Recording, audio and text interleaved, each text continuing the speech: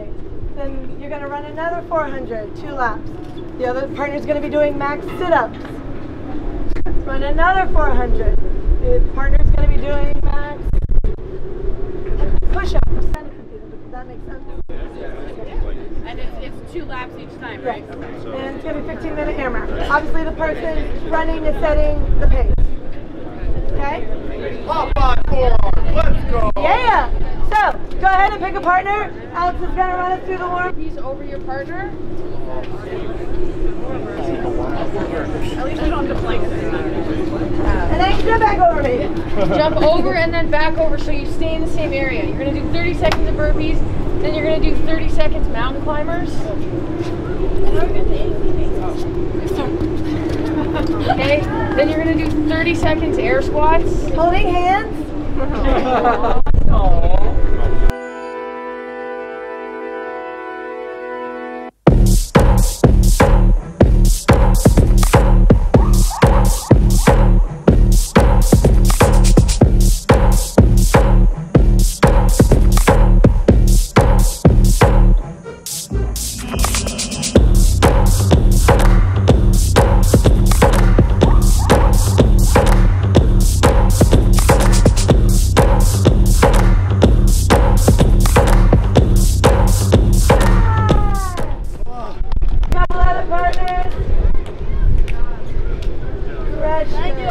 Nice job.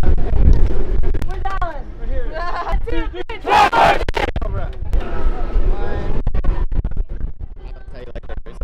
Loving it. Yeah, get lots of sun. Do you go track at home? A little bit, yeah. Find it like you're coaching with big groups? No, it's really fun. Everyone's just down to like do exercise. They don't really care what they're doing. Yeah, they're just happy to move. Yeah.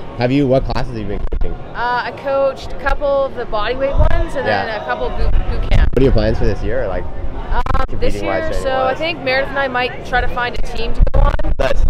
We might do Granite Games and then otherwise just keep training hard and see. There's going to be a bit of a mix. Yeah. I don't know. We're just going to wait and see what happens next year, I think. Yeah. Do you have any clue what you're doing with them yet? I don't know. I think Austin said we're doing the same thing we did in the 12 o'clock class. Which was? It's like hang cleans, dumbbell hang cleans, and dumbbell push press with about 3 teams of 3. And like one person's doing a hold, one person's cycling reps, and then one person's resting. And it's like 200 of each. No push-ups? It's like the only workout of the week without push-ups. Give them a rest. I've done 3 workouts all with push-ups. Really? Yeah, different classes too. Oh, wow. And That's what we were asking. We were talking to Spence. Like, no burpees, no killing. Bring them in tight. So what's going to happen at 2:15? A bunch of the black shirts are going to come out. That's the vote help. Those crates will be expanded on either side. At the end of the workout, everyone's going to help and load the trolleys. Okay. Connor and Jason will really just mainly direct the traffic. Eric and Sam, you as well. If you can just make sure that we can't really overload the trolleys. So think about like a flat row of 70s, the kettlebells or dumbbells. You'll really a flat row of everything. Just the smaller, you can fit more, and it's just way heavier, right? And we have 25 of those up here, so it should be good to go. Don't worry about moving them. And then from there, I'll have another team up here helping with the flooring. But if it's starting to get windy, just have people stand on it until they start rolling it up. Cool. Okay, yeah. So when the workout's over, that's the after party. As farmers walk to the trolleys, set it on there, and then help out until we're wrapped up. Cool. It'll take 5 minutes. I'll make sure all the trolleys are expanded, but then that'll get all done, and then my team will get out here and roll all the mats up. Cool.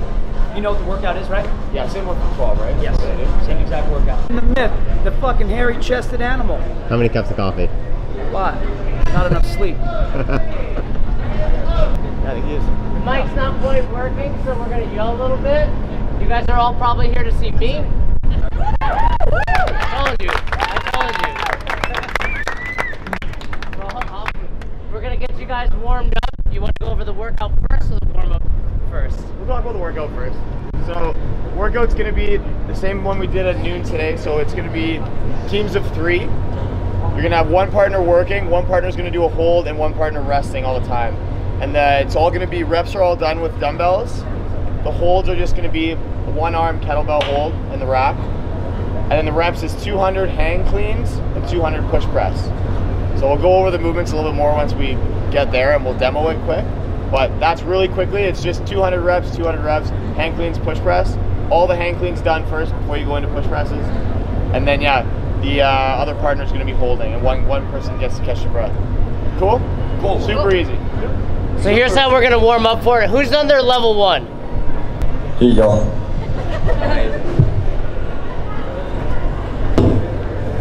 All right, so the way this is gonna work, teams of 3, we're just gonna get, once we break off from here, we just grab some partners, get your group of 3, meet some new people. But the way it's gonna work, like I said, you're gonna have one person holding all the time, one person who's cycling reps, and one person's gonna rest. And you guys are just gonna rotate however you want. Every movement is just with one arm, so it's single arm dumbbell movements. So change it up, switch your arms as you see fit, right? So what we're gonna do, we're gonna have Jay's just gonna show the hold, Connor's gonna show the reps, and I'm gonna show the rest. So we got Jay holding on the shoulder, we want the elbow up. So if you're getting real tired, you can lean down a little bit, but really try to stay tall, because this is where you're gonna be doing work. And then Connor's gonna cycle cleans. So start down between the legs, drive up, pop up, catch that dumbbell on the shoulder. So that's 200 reps, just like that. So whenever you want to switch, you guys can switch whenever, and like I can grab the dumbbell from him, or grab the kettlebell from him, they switch the dumbbell over, and just you have to make sure your reps don't count unless somebody's holding, basically. Now we got Jay. So here, now we can do reps. And then once you finish 200 cleans, Go, Connor. we're gonna go to push press. Right? So push overhead. Is there a scale plate? There is a scale plate. As far as our actual scaling options, we wrote it out as the 35 and the 50 dumbbell. But there's a lot of options around here. Just pick something that you can move well and move safely, right? So there's no point in going super heavy and having those dumbbells crashing down hard on your shoulders, right? Anybody have any questions real quick about that? Makes sense? 200 cleans, 200 shoulder to overhead. Done deal. Everybody get into a group of 3.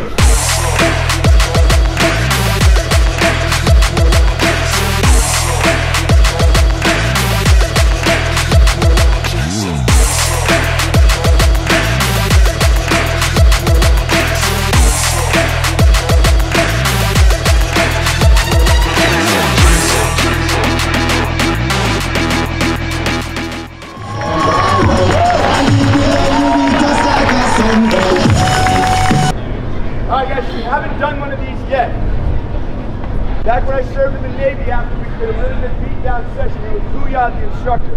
So what I'm going to say is I'm going to yell Coach Fellner as loud as I can. I'm going to go, Coach Fellner! And then all together we're going to go, Booyah, Coach Fellner! I want it to be as loud as possible. We're going to get this on camera. So it's going to be a long Coach Fellner, and then all together, Booyah, Coach Fellner. You guys ready for it? Yeah! Coach Fellner! Booyah, Coach Fellner! Alright, we have one more special treat since you're the last class in this deck. You guys want a little after party? What you wish for. Alright, this is how you build strength like this guy right near this. I heard he did this workout yesterday, and you guys are going to do it today. So all these weights on the ground here are going to be loaded onto those trolleys out there. If you suffer from grip strength, just lack of heart, this is how you get better. Here, I'll get out of this. No, you're totally fine.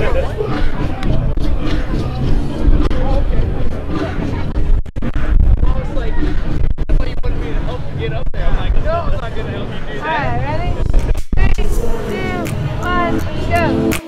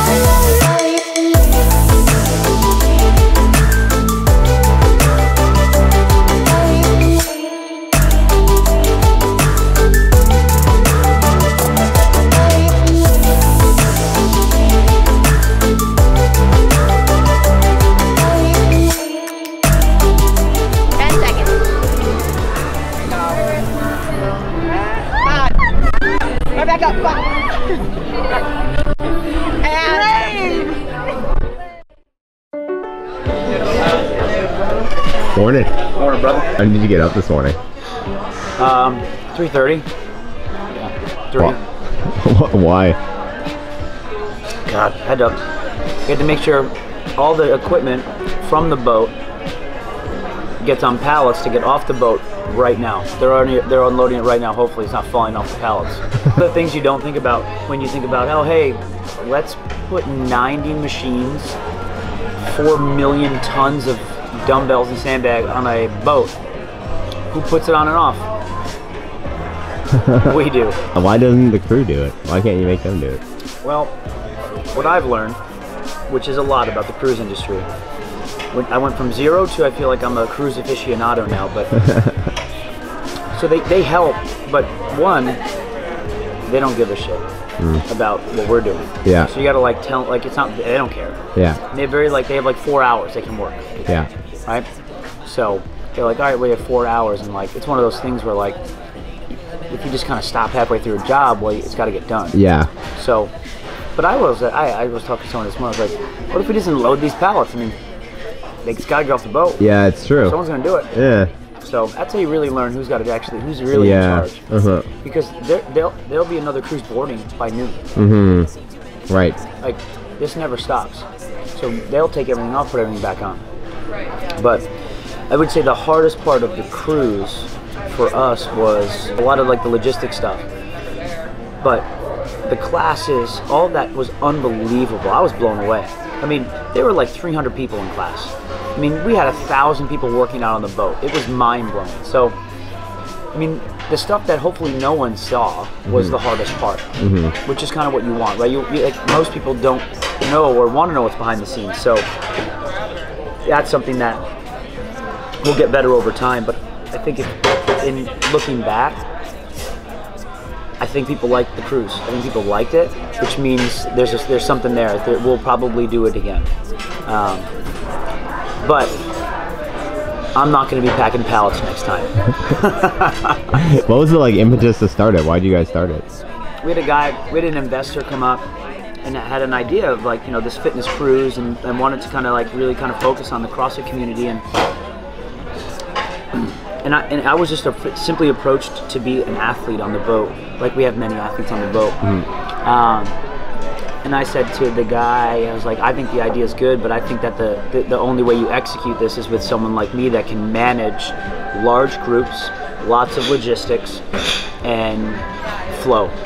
Because it's all this boat was. I mean, from 6:30 a.m. to 2 in the afternoon, we were in classes on the half hour in 5 different locations. And that's kind of what I do at my gym, right? Is, you know, so I was like, I can execute on that. So that's how I kind of got looped into the fold, and then I looped Connor in to help me out because you can't do it alone. He's great on the execution side. And then we also just started to, we became in charge of really making sure which athletes came on the boat, to marketing ideas, to essentially the entire experience from the fitness perspective. We were able to, you know, really have our hands on and create, which is really cool. But I think the learnings going forward is that we didn't get to go to the island, and that would have been really amazing. I was bummed about that, but the fact that we stayed on a boat essentially for 4 out of the 5 days, and people didn't kill each other, Yeah. it was awesome. I mean, usually people freak out when you miss the island, but they didn't. So, the coolest part, I think, was the Fireball 10K. What's something that when next time you do it, what's the one thing you're gonna do again besides just not packing pallets? Like, what's one thing you would physically, like the route? Would you change the classes that we had? Would you change the equipment? I think the vision had to change the whole style a little bit, where we did classes, and I think what we're going to do is do a workout of the day for a specific area. We'll have, it'll be posted, it'll be on the app, you'll be able to go and do it. We'll have coaches kind of like drop in and manage it, but we'll just have classes flowing the whole day. Right. So you go to one area, this is the workout of the day for that area. One area, this is the workout of the day for that area. So you can kind of go and do it whenever you want, as opposed to huge classes. I think that'll kind of spread it out a little better. Right. And then like we'll have athletes going like coaching during some of those times, have like, you know, and making the flow a little better there. I don't think I'll bring the dumbbells again, because they were just too much of a liability. If they dropped them, it would have ruined the floor. Oh yeah. So I had to like lock that up a lot. I think we'll get more sandbags, and I like those like surge things, which are like water-filled barbells essentially, because you can you can drop those and they're easy to transport. So you got to fill them up. But I think what the sandbag was, I think one of our bigger hit classes. People loved them, so we'll just do more sandbags, fill them up, and then leaderboards. So like, I think we'll do like leaderboards for workouts. Oh, People cool. can input their scores in the app, put it up on the screen. Good morning, ladies and gentlemen. What about like the flow? Like, would you ever have like events where the athletes are working out and people can just come watch? Yeah. Like, so I think that part of the change of the flow will also be like, athletes will just jump into class. And that happened towards the end of the trip, where athletes just started working out and doing their thing. So we'll just have workouts of the day in classes, and athletes can just go in. As opposed to athletes coaching all the classes. Right. They can go jump in, like work out. So I think that'll be a little lower key from the perspective of like, hey, you have a 6:30 class this time. I think we'll still do like the big stretches, and I think I like that sort of stuff. I think some of the ship-wide workouts were really fun. But I think more of like athletes, and then doing different things, like somewhere you might have like the Fireball 10K was a good example, but then you might have like a little like showdown between two athletes if they want to like do a workout, and people can like they kind of like have a little like team competition, whatever it might be. So kind of more fun things like that. I think that's another area of opportunity as well. I'd like to play with the idea of maybe a 3-day cruise as opposed to a 5-day, 4-day. why? Our community is busy. It's a big vacation. Money too, it's cheaper. So I think you lower the barrier to entry a little bit, and a 3-day cruise starts on a Friday and you come back on a Monday. So you only miss 2 days of work as opposed to a full week. And you also hit the same things. You can still go to the same islands as well. So I think that what that might do is allow more people to come. Right. I mean, taking a week off from work is hard. I couldn't believe how many workouts people did. That shocked me. People just worked out all day, and I was like, oh man, I'm convinced people like they're going to sign up for one class. People worked out 4 or 5 classes. That was crazy to me, which was awesome to see. Seminars and lectures were unbelievably well attended. Oh really? Nice. I mean, we had a programming lecture and we had 400 people.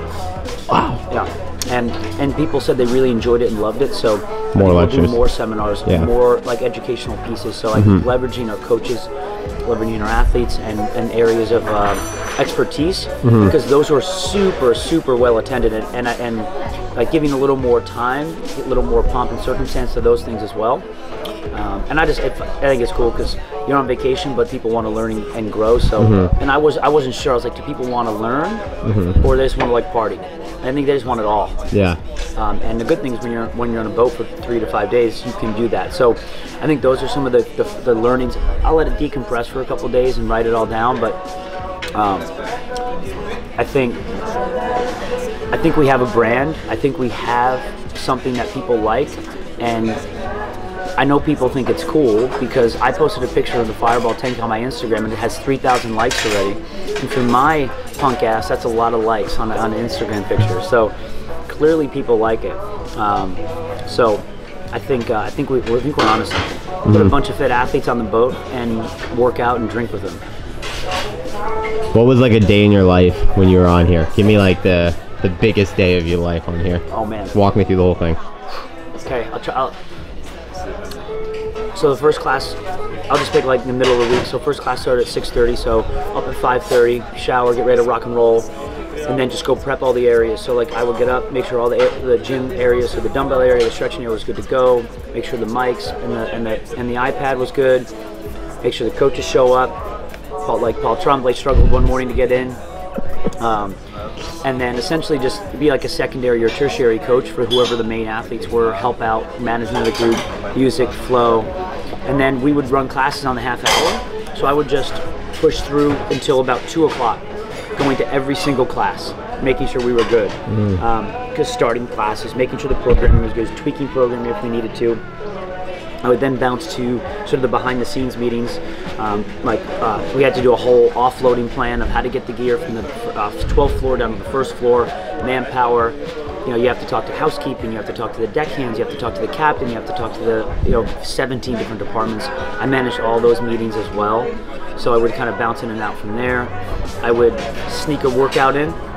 Like yesterday, it was at like 4:15. I was supposed to marry a couple at 5:30, which I didn't end up doing because there was an emergency on the first floor I had to take care of. Connor married the couple for me. I worked out from 4:15 to 4:40, did 30 burpee bar muscle ups and some accessory work, and then went down, made sure that we could palletize everything as opposed to get a crane that they wanted to get off the boat. And then from there, try to spend some time with my friends and the athletes, get to know people. Did a lecture for programming. So full days. Full days. Yeah, and then food. I don't. My nutrition was awful on the boat. Because I couldn't eat breakfast because I would be on the floor, out on the 12th deck from 6 a.m. to 2 p.m. Oh, and that's when the breakfast opened was 6 a.m. Right. So I would miss it. But hey, gotta hustle, right? Gotta hustle. That's right. Yeah, I mean, and here's, it's funny because, Connor and I were doing that, so we were coaching back-to-back classes and everything. A few things that reminded me. One, I think that our lives at the daily grind at home, I think it's just so cush. You get so used to it. We were on our feet straight for 12 hours before you even knew it. And obviously you can't do that every day, but I know people that complain about coaching 2 classes in a row. I'm like, tough enough, Yeah. So. It's good for trips like this to realize what you're capable of, because for me, this was a tough week, grinding, but we got it done, and it just shows that it's easy to get complacent, or even just oh gosh, I'm just so used to coaching 1 class or 2 classes, or a break in between, and then you can still go for it if you need it. I think it's important to have those resets, or else you just get lazy, shitty. So it's good. But if you did this every day of your life, you'd be dead. From the athlete perspective, is there anything else you do differently other than classes? Are there any other engagements? Any other? Yeah. I think that we got to do we'll do more of their workouts, workouts like showcase workouts with people. Just an organic stuff. I think we changed the style of how classes run throughout the boat, and then allowing athletes to work out with people, create team workouts there. Let them just watch the athletes work out. A lot of people just love that, and then also I think that having actually extra paid smaller classes, smaller seminars, whatever it might be. We're like, all right, you got to pay like $100 for this hour class, and there's only 20 spots. What that will do is, one, limit the numbers, right? Because not everyone's going to pay the money. It's really not about the money. It's about keeping the class small, and then from there, letting some of our athlete coaches coach or speak or whatever it might be. Or even if it's like, hey, like, you know, creating barriers to entry for like those really one-on-one times, and I think that'll be important too. So I think doing things like that can be good. What would you say to like a prospective athlete, like someone who's watching this and maybe thinking about wanting to come on to next year? An athlete or a cruise goer? An athlete and then a cruise goer. So I think for... A very good morning, ladies and gentlemen. Matthew, Monan Smith, Christopher, Montano Jr., Miguel, Montenegro Hennessy? Julie, That sounded good. Muhammad Kenyanya. Someone's messing with Thank them. you. I'm pretty sure that's all the people on the boat that didn't put a credit card down with their room, Oh, and so they got to pay cash, that's fun. and they won't let you off the boat without that. Yeah. And usually it becomes a nice little battle, from what I hear, which is awesome. Prospective athletes. Yeah. So prospective athletes, I think from all the athletes, you know, this one we didn't know. So, you know, a lot of athletes on the boat had to trust me, trust Connor. Luckily, a good amount of athletes do, and I think they were pleasantly surprised. A few things that I tell them. One, I was concerned about being trapped on a boat with fans. They were super respectful. They asked for pictures and autographs, but no one bombarded anyone. It was a very unique ecosystem where we were, you know, athletes, famous athletes, were doing what they were doing after, you know, they were coached or worked out, walking around with everyone else. And I think it shows that they're just people. And so you as an athlete, I think it's like, okay, it can be a vacation. Bring your wife, bring your husband, bring your family, and enjoy yourself, but also increase your brand a little bit and have fun. But also I think it's important that, like, get over yourself if you think that, like, you're too important to, like, hang out with people. Like, I think the best athletes out there have shown that you should spend time with the community, and this is a really easy way to do it and have fun while doing it. Because it's easy to get stuck in your gym or your town and never leave it and train there all year round, and it's a cool way to meet people and network. Speaking from myself, in moments like this, I've met people that are now business partners, that are now best friends, that I've met in situations like this. So as an athlete, put yourself in situations to network, and I really think it's important. So it's less about what can you get, it's more or less what can you give, and I think that if you're an athlete with that mindset, I think this is a cool opportunity for you. Yeah, sweet. What about potential cruise goers so next year? So I think for potential cruise goers, yes, we worked out, and everyone worked out a lot, and that's going to continue to happen. It's fun. You get to interact with the athletes. You get to see the athletes. You get to do everything that you probably want to do from a fanboy or fangirl perspective. Everything you want to do from a vacation perspective, and then some. Health conscious, seminars, all that stuff. Good-looking people, fun people, educated people. No drama. You'll never find it. And Royal Caribbean told me this. This is the youngest demographic cruise they've ever chartered. So why not fill a boat with a bunch of like-minded individuals, have fun, get fit, and enjoy yourself? So I definitely think it's worth the time and the money. Cool. Thanks, bro. Yeah. Ladies and gentlemen, can I please have your attention? I've just been handed an urgent and horrifying news story, and I need all of you to stop what you're doing and listen.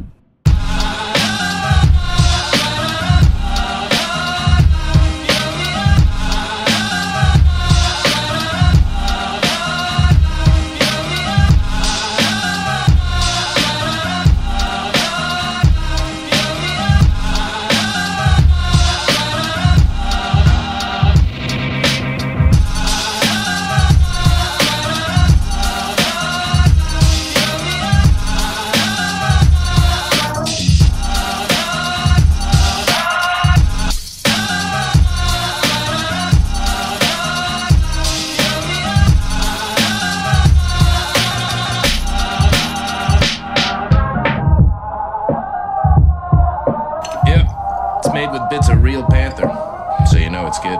It's quite pungent. Oh yeah. It stings the nostrils in a good way.